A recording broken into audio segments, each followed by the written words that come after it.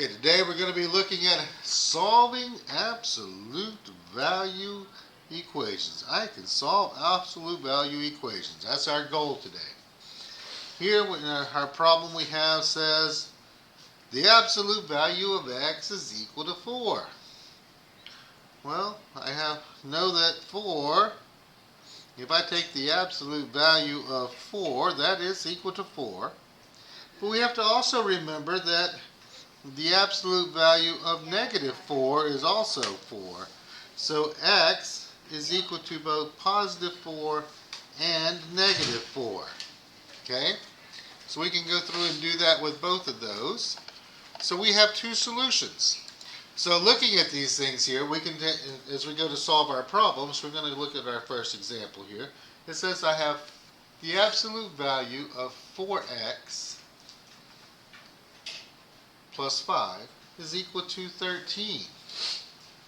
So, to solve these, step number 1, I'm going to write two equations. So when I write my two equations, what that basically means is I'm going to take and consider both this thing in the middle here can be a positive 13 or it can be a negative 13. So to write my two equations, I'm going to write it first one as 4x plus 5 is equal to 13. Basically just take away the absolute value symbol. Then over here on the right hand side, I'm going to put 4x plus 5 is equal to negative 13, which is the opposite of it. Okay?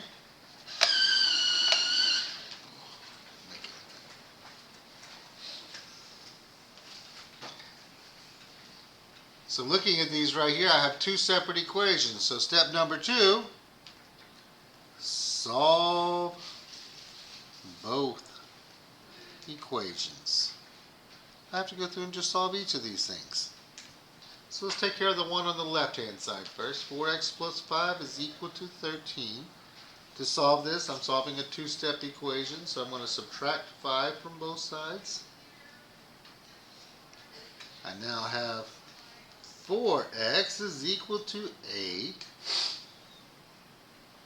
My goal is to get x by itself, so I'm going to divide. Divide both sides by 4. Divide. X is equal to dos. Okay? Over on the one on the right. Do the same thing. I'm going to subtract 5 from both sides to start with. I have 4x is equal to negative 18. I'm going to divide both sides by 4. X is equal to negative 9 over 2. We just reduce and leave it improper. That's okay. If we're dealing with word problems or scenario type situations, we might have to put it as a mixed number or as a decimal, but it's okay to leave it as an improper fraction here. So I now have two solutions. With absolute value problems, though, it's important for our third step here to check the solutions. Boy, I can't spell today. The solutions. Okay?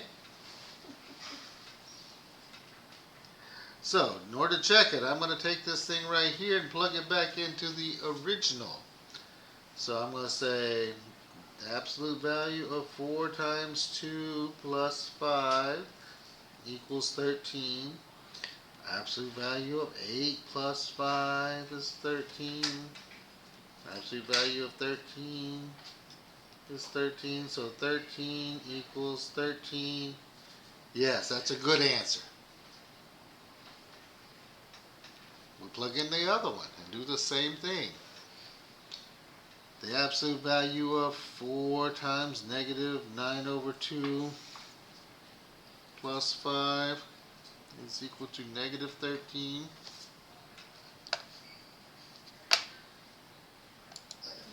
So, not negative 13. We go back to the original. Not our problem right there. It goes to a positive 13. There, yeah. So, we're back to the original. So, make sure we pay attention. So, here, whenever I do this right here, I'm going to take these here.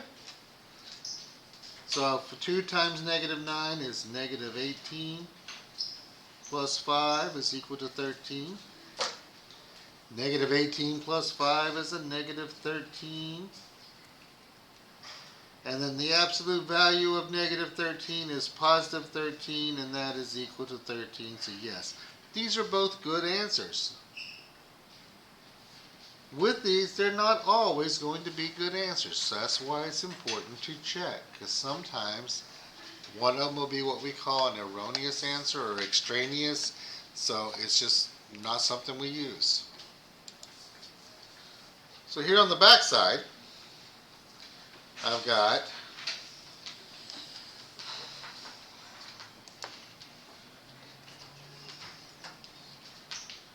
for this one, step 1 is going to change a little bit with this one. So step number 1, I need to isolate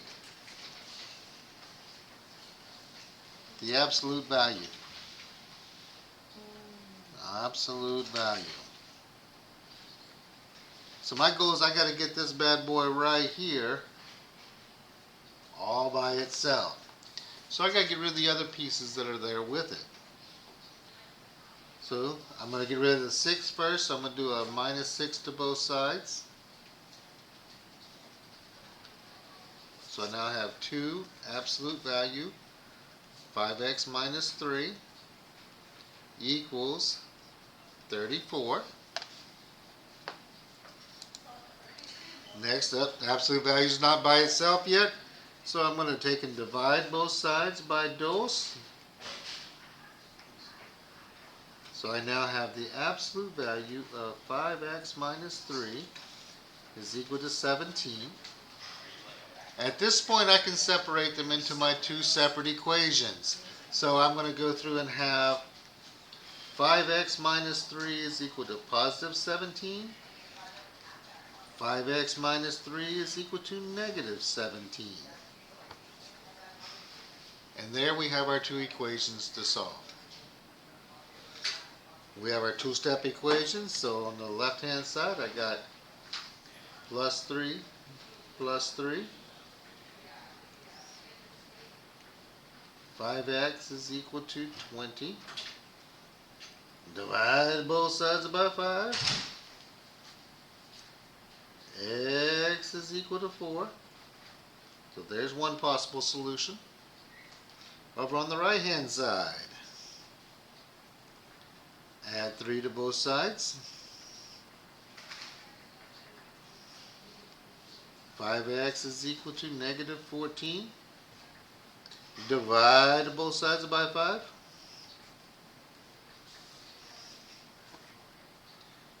X is equal to negative 14 over 5. And our second possible solution. So step 2, we write our 2 equations. Step 3, we got to solve both. And now step 4, we got to go check them.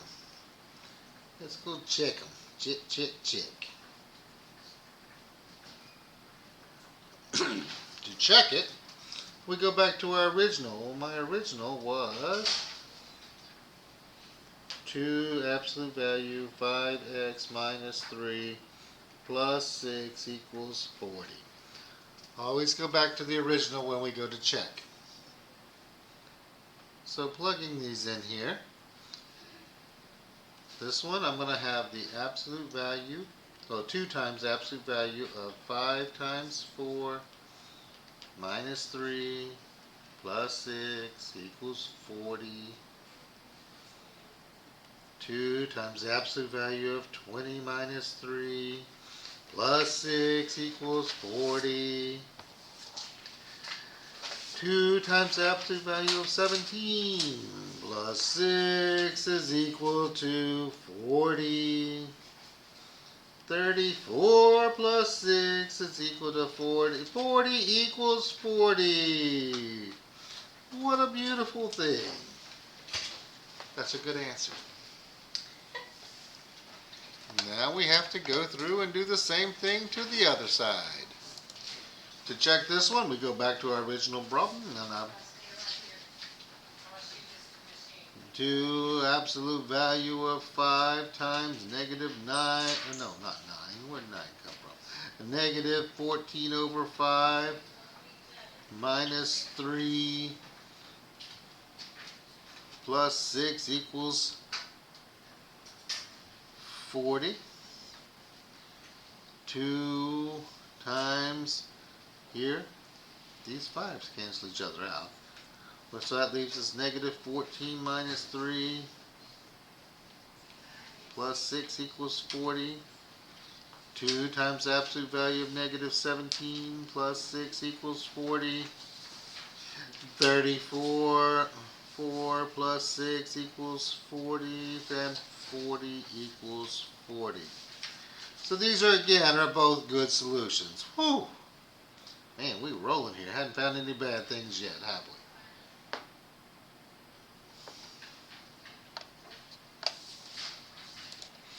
So looking at this one right here,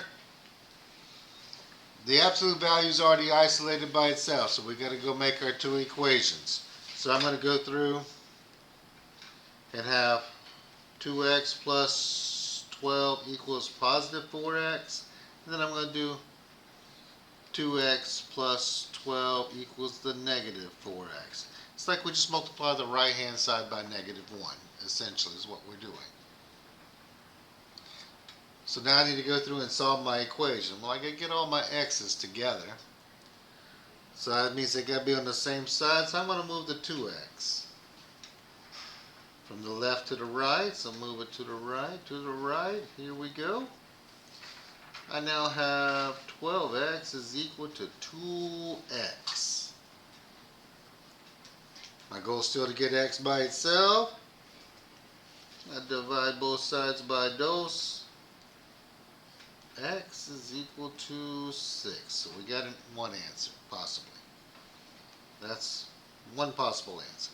Over on the right hand side, let's go ahead and move this 2x again to the right. Minus 2x minus 2x. 12 equals negative 6x. Beautiful. Divide both sides by negative 6. Negative 6, negative 6. X is equal to negative 2. Bueno. We have two possible solutions. Let's go check them. Check, check, check. Let's check. So I got the absolute value of 2 times 6 plus 12 equals 4 times 6. On the left hand side, that's going to be 12 plus 12 equals 24 here on the right. Right side's done. He's cooked. This becomes absolute value of 24 is equal to 24. 24 equals 24. He checks. Good answer. Good answer. Good answer, Steve. Good answer. On the right hand side, I've got the absolute value of 2 times negative 2, because I'm just substituting this in for my x, plus 12 equals 4 times negative 2. Here, I have the absolute value of negative 4 plus 12 is equal to negative 8. The absolute value of 8 is equal to negative 8. 8, wait a minute, 8 does not equal negative 8. That is not a true statement, therefore this is not a good answer. This problem only has one solution. That is why it's important to make sure we always check our absolute value functions. Absolute value functions. We can have two answers. We can have one answer, and on rare occasions, we may have no answers. Have fun and enjoy.